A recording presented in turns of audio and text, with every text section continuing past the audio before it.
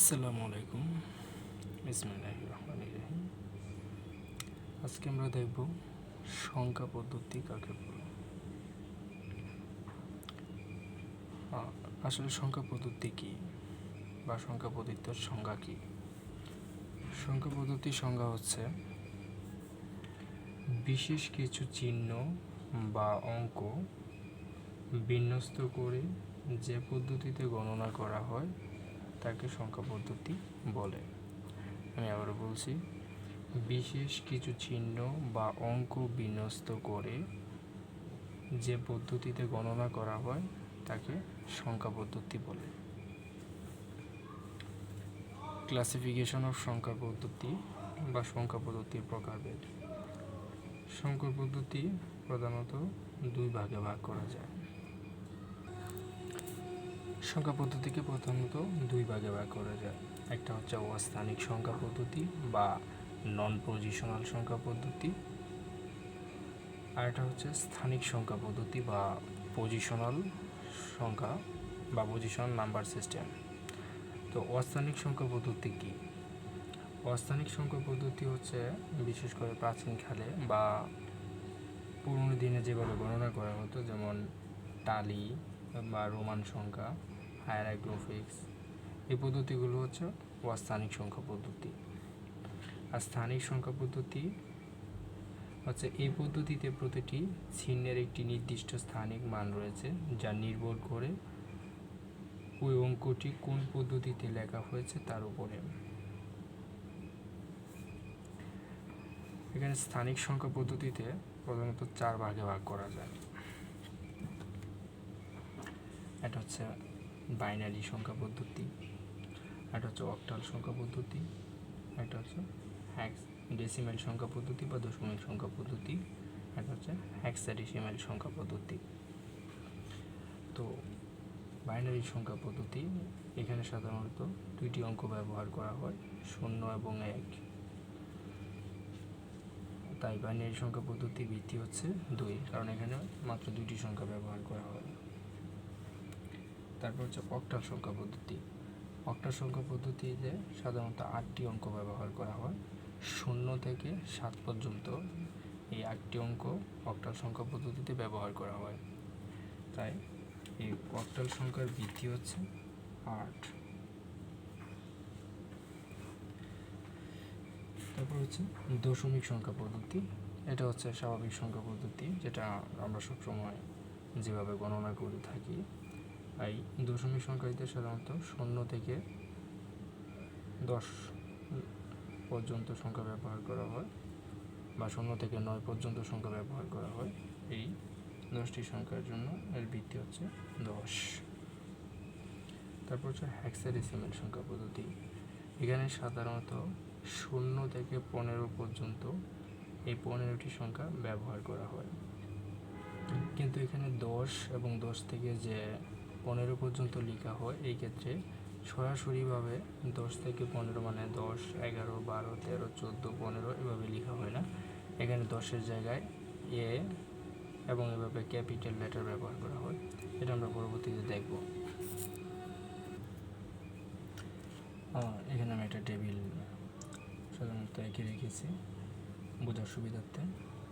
সেটা হচ্ছে বাইনারি সংখ্যা পদ্ধতির ভিত্তি হচ্ছে 2, অক্টাল সংখ্যা পদ্ধতির ভিত্তি হচ্ছে 8, দশমিক সংখ্যা পদ্ধতি বা ডেসিমেল সংখ্যা পদ্ধতির ভিত্তি হচ্ছে 10, আর হেক্সাডেসিমেল সংখ্যা পদ্ধতির ভিত্তি হচ্ছে 16।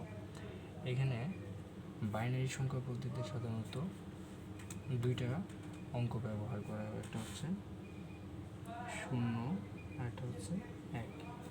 এই দুটা অঙ্কই সবসময় ব্যবহার করা হয়। তারপর হচ্ছে অক্টাল সংখ্যা পদ্ধতি। এখানে সাধারণত 8টি অঙ্ক ব্যবহার করা হয়, আর এই 8টি অঙ্ক হচ্ছে 0, 1,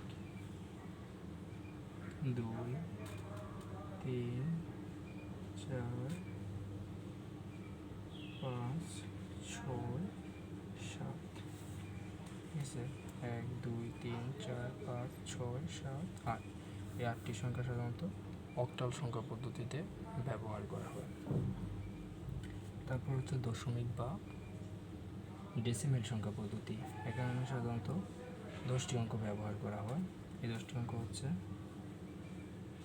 0, 1, 2, 3, 4, 5, 6, 7, 8, 9। 1, 2, 3, 4, 5, 6, 7, 8, 9, 10। এই 10টি সংখ্যা সাধারণত দশমিক সংখ্যা পদ্ধতিতে ব্যবহার করা হয়। তারপর হচ্ছে হেক্সাডেসিমাল সংখ্যা পদ্ধতি। এটা খুবই গুরুত্বপূর্ণ। এখানে সাধারণত এই 16টি সংখ্যা ব্যবহার করা হয়। 0, 1, 2, 3, 4, 5, 6, 7, 8, 9, 10। এখানে 10 সাধারণত ব্যবহার করে 10-এর পরিবর্তে লেখা হয় এ, 11-এর পরিবর্তে বি, 12-এর পরিবর্তে সি, 13-এর পরিবর্তে ব্যবহার করা হয় ডি, 14-এর পরিবর্তে ই এবং 15-এর পরিবর্তে এফ। লেখার ক্ষেত্রে এভাবেই লিখতে হয় হেক্সাডেসিমাল সংখ্যা পদ্ধতি। আমরা যদি উদাহরণ দেখি, একটা বাইনারিতে সাধারণত 1 0 1 0 1, তারপরে এইভাবে, মানে সংখ্যাটা যেই সংখ্যা পদ্ধতিতে থাকে সেটা ভাবে ব্র্যাকেটের মধ্যে দিয়ে তারপর ছোট্ট করে নিচে ভিত্তিটা লেখা থাকে। অক্টালের ক্ষেত্রে হচ্ছে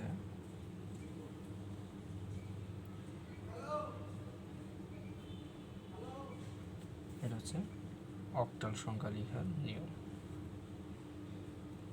যে কোনো ধরনের অক্টাল সংখ্যা লিখলে তার নিচে অবশ্যই ভিত্তিটা দিয়ে দেওয়া হয়। তারপর দশমিক সংখ্যা।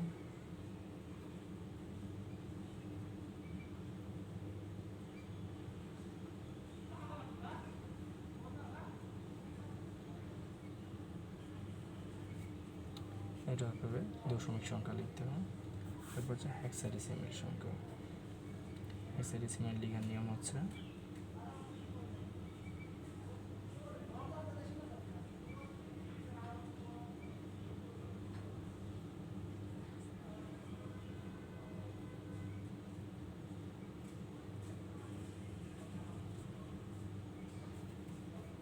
এভাবে, অর্থাৎ আপনি যেই সংখ্যাটাই লিখবেন বা যেই সংখ্যা পদ্ধতিতে অঙ্কটা লিখবেন সেটা লেখার পরে ব্র্যাকেট দিয়ে তার ভিতর নিচে ছোট্ট করে তার ভিত্তিটা লিখে দিতে হবে।